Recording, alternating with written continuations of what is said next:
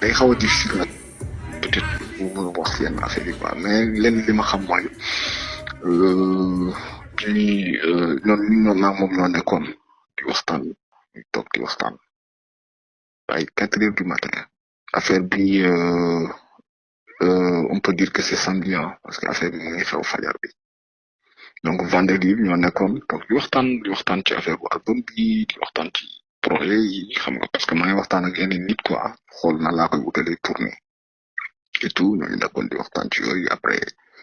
nekk foofu di freestyle xam nga déglu sound di savourer et tout léegi ma ne ko man suba dama am rendez-vous kon peut-être tey ma fanaan fii ci bureau bi léegi man maa ngi génn mais pour tëj bunt bi maa ngi ñëwaat ma génn ñëwaat fekk ko mu may xaar après ma ñëw da ko boy man damay dem tëddi il est 4 heures dama nga tëddi walla après ma ñëw tëdd 1 heure de temps yàggul tuuti gardien bi ñëw fëgg lu xew mu ne ma ta centre bi mooy tàkk centre bi yëpp saxaar la te tëb taw ñëw xool xamuñu fan la saxaar bi jóge parce que centre bi yëpp tout était il y avait la fumée partout voilà donc ñu yéeg wàcc yu ñu xool de gauche à droite automatiquement sama xel dem ci moom ne waaw ana am kaan fala parce que moom d'habitude ci kaw lay doon fanaan am na benn salle de danse bu nekk ci kaw d'habitude foofu la doon fanaan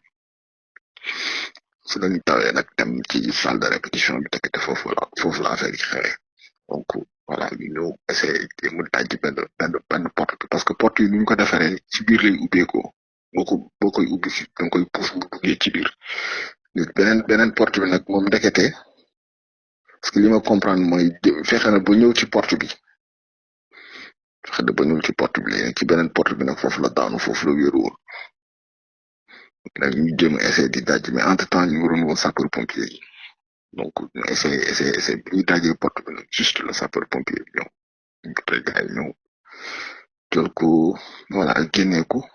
mu ngi doon nooy il était conscient parce que mu ngi laajte ndox dafa mar naan et tout mais sapeur yi nag mu ñu woon ñu may ko ndox par la suite après ñu jël ko yéegal ko ci ambulance bi nekk ci ambulance bi man maa mu nekkaloon ak moom ci biir ak sapeur yi ak suñu benn collègue aussi Ismaïla parce que mu ko wax mu ngi ñu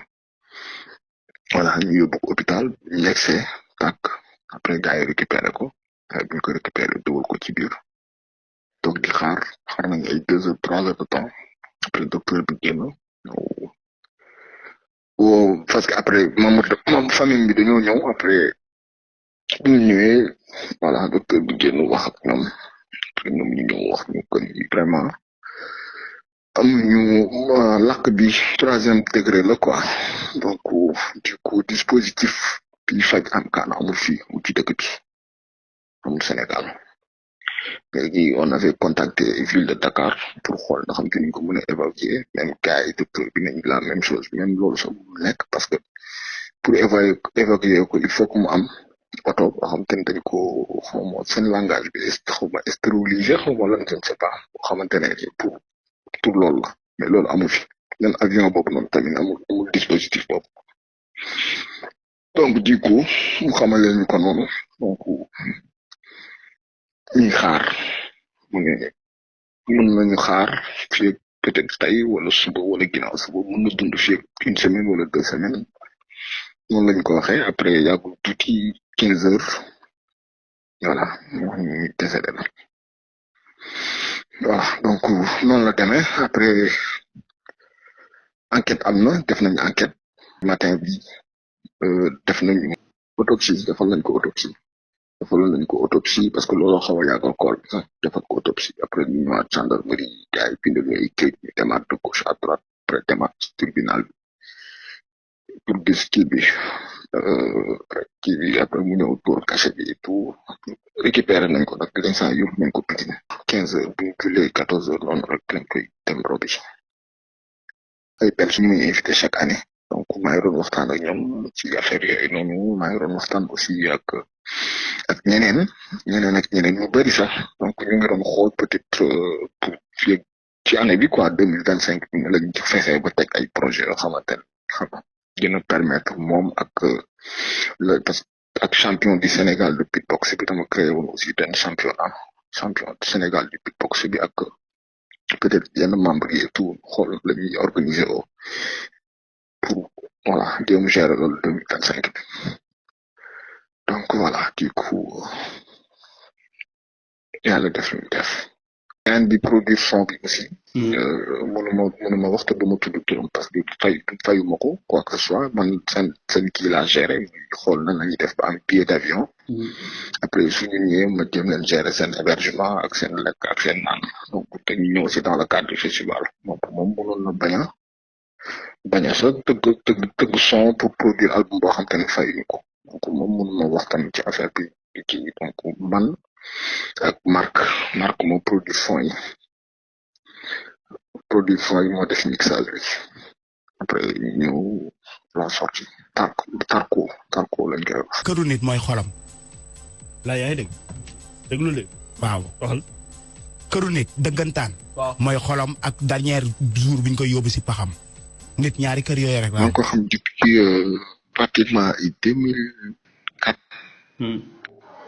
2004 la ñu xamante quoi temps maa ngi nekkoon ci benn groupe darab bu ñu doon woowee jëmm ji donc du coup daf ñu doon suivre lu bari donc si loolu la ñu xamante après ñu daje Afrique culture urbaine mu nekk foofu noonu voilà mu nekk sama gain mu nekk koo xamante ne vraiment nekk liggéeykat surtout ci côté culture bi parce que ñu foofu culture bi moo ñu yóbboon foofu tu vois donc nekkoon ku am taxawaay ci affaire bi donc. passé tout son temps moom ba bañ naa ko après finalement foofu la doon fanaan moom dafa demoon ba nga xam ne ni moom fanaan si centre yi moo ko neexoon en fait voilà donc du coup bon on a galéré foofu ñun ñëpp ensemble comme tout le monde donc yàlla def après 2020 ñu ubbi sama structure créé sama benn festival donc moom moo nekk première personne bi ma gëm waaw ma ne ko nañ ci nekk album bi dina génn incha allah. voilà donc moom mu nekk na ko xamante ne moom mu gën a jege man mii quoi après si laa ñëwee Wakaam après mu ñëw fekk ma fii Wakaam voilà donc ñu continuer di liggéey affaire bi ba yàlla def génne album bi tout voilà nekkoon na ko xamante ne en fait mënu ma sax wax ci moom en fait parce que man ni ma mel bari foofu moom damay gis boppam ci man damay gis sama bopp ci moom en fait donc du coup pour ma wax ci moom day xaw a sa metti quoi man ma ko produire man may organiser Jolof Beatbox Festival donc album bi ci 3e édition bi chaque année damay invité ay gan yi ñëw quoi yi jóge Belgique ak yeneen dëkk et tout pour festival bi donc 2023 bi dafa am li ma invité woon dafa amoon benn beatmaker bu ñëwoon ci affaire bi voilà donc ma ne leen man sama li ma bëgg man première chose li ma bëgg mooy sama waa ji am album waaw moom rek laa bëgg moom album donc par la suite 3e édition bi dañu enregistré son yi waaw ma taxawu ko ñu dem studio donc ma toog ñu enregistré son yi enregistré album bi et tout après voilà 2024 bi waaw 4e édition bi ñu ñëw génnee ko donc ma waa génnee album bi